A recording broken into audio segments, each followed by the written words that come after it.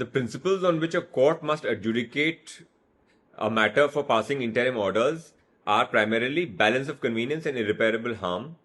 The judgment of the Supreme Court in the challenges to the Waqf Amendment Act 2025 falls short of these parameters.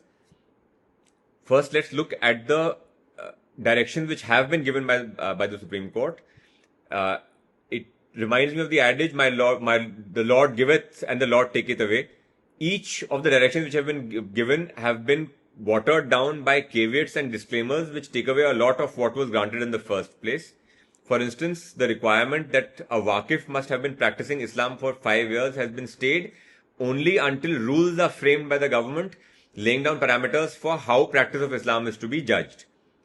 Secondly, the induction of non-Muslims into the Central Waqf Council and the State Waqf Boards has been recognized to be excessive. However, it has been limited on the statement made by the Solicitor General that not more than 4 members in the council and not more than 3 members, non-Muslim members in the Waqf boards will be appointed. The question which was not adjudicated is why should there be even one non-Muslim in these bodies, particularly considering that for all other religious charitable endowments, this requirement does not apply. For instance, Sikh Gurudwara Prabandhak committees are supposed to comprise exclusively of Sikhs, and Hindu religious endowment boards are supposed to comprise exclusively of Hindus. The only example that was sought to be cited by the central government of the Bodh Gaya temple is inapt because the act there says that the managing committee must comprise of both Hindus and Buddhists for the reason that both have devotion to this temple. So that in fact strengthens the argument that non-believers are not to be placed into management of religious properties, and that's a violation of Article 26 of the Constitution, which allows a religious community the freedom to manage its own properties and its own affairs in matters of religion. Now, another provision which has not been considered even for stay is the proviso to Section 2, which says that any property which was at any point of time registered as a trust under any trust law will be outside the purview of the Waqf Act.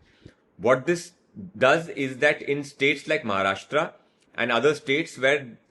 for the longest time there was no Waqf board and all Waqfs were being registered as charitable properties. For instance, in Bombay, the Bombay Public Trust Act is where all Waqfs were registered, and as a consequence of this order now, all trusts in Mumbai will fall outside the purview of the Waqf Act. To take an example of what the consequence of this will be, Antilia, Mukesh Ambani's house, which was purchased from a Khoja Ismaili Waqf, which was being run as an orphanage, and which was being litigated on the question of whether it could have been transferred in the first place, has now fallen outside the purview of the Waqf Act, and once the property is deemed to be trust property, it is transferable. This question had already been settled by the Supreme Court when it had said that irrespective of the form in which a Waqf is registered, the intent of the Waqif and the purpose of dedication will be what will be used to adjudicate whether property is Waqf or not.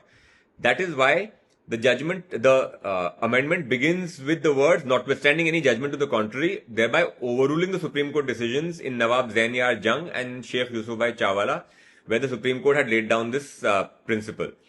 Legislative overruling of Supreme Court judgments is not permitted, and this is not a point which has been considered at all by the Supreme Court while passing the present order. Section 107 of the Waqf Act, which was deleted, which said that limitation does not apply to Waqf properties, that has not been stayed. That deletion has not been stayed. As a consequence, anyone who's been in encroachment of Waqf property for more than 12 years will become the owner by adverse possession, and that property will be irretrievably lost. So this, if anything, is irreparable harm. The court said that why should limitation not apply to Waqfs since it applies to everything else, but that itself is an incorrect understanding because limitation also doesn't apply to Hindu religious endowments under Hindu religious endowment laws of Tamil Nadu, Andhra Pradesh and Telangana, to take some examples. Another important provision that has not been stayed is Section 3D, which has been introduced in this amendment, which says that ASI protected monuments will be outside the purview of the Waqf Act. Now, for this, we have to understand that the Ancient Monuments Act 1958 is a statute for protection and preservation of heritage, whereas the Waqf Act is a statute for ownership and control. The Ancient Monuments Act doesn't necessarily require that the property must be owned by ASI. It has various models of protection, which include entering into an agreement with the owner or occupier for preservation of the property, or passing directions in case such an agreement is not entered into, with laying down do's and don'ts that the owner and occupier are bound by. The court has said that Section 5, Subclause 6 of the 1958 Act permits citizens to continue their religious practices, and therefore there is nothing that the Muslims are losing on account of Section 3D. Now, this is not true because the court fails to take into account that already there are suits such as the suit concerning the Jama Masjid in Sambhal, which is pending, and a writ petition has now been filed concerning the Bija Mandal Mosque in Madhya Pradesh, where the Hindu side is saying that the property must be taken away from Muslims and they must be given the right of access under the Ancient Monuments Act. Therefore, there is actually an immediate change in status which is threatened by virtue of Section 3D of the now introduced Waqf Amendment Act 2025. Even under the 1958 Act, if any property is to be acquired by ASI, that has to be under the Land Acquisition Act and fair compensation has to be paid. So what this amendment in fact does is that it takes away the ownership and control of the Waqf from the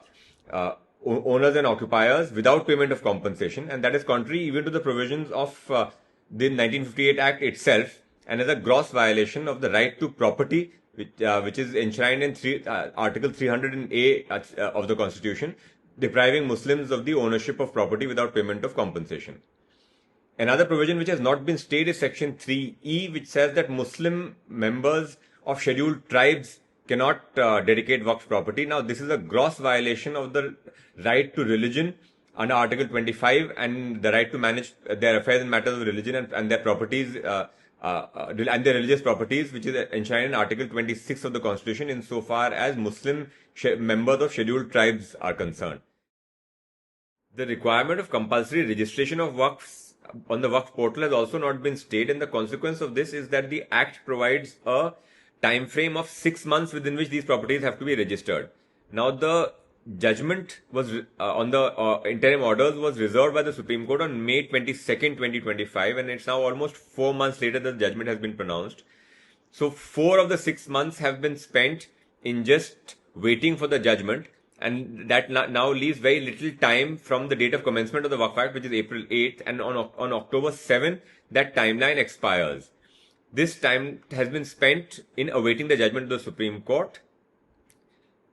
As Seema Akbarabadi said, umre daraz maang kar laaye the 4 din, 2 arzu mein kat gaye, 2 intizar mein. So where this places the Muslim community is that the time has run out and the requirement of registration is now running into its deadline. Since the interim order is disappointing for the petitioners, we now have to await the final adjudication of the petitions, and now it remains to be seen which Chief Justice of India, as master of the roster, will constitute a bench and list these matters for final hearing, because otherwise, like the challenge to the Citizenship Amendment Act, which has not been heard in the last 6 years, if this goes into cold storage, then permanent harm and irreparable injury will be caused to Waqfs in India on account of the provisions which are now in force.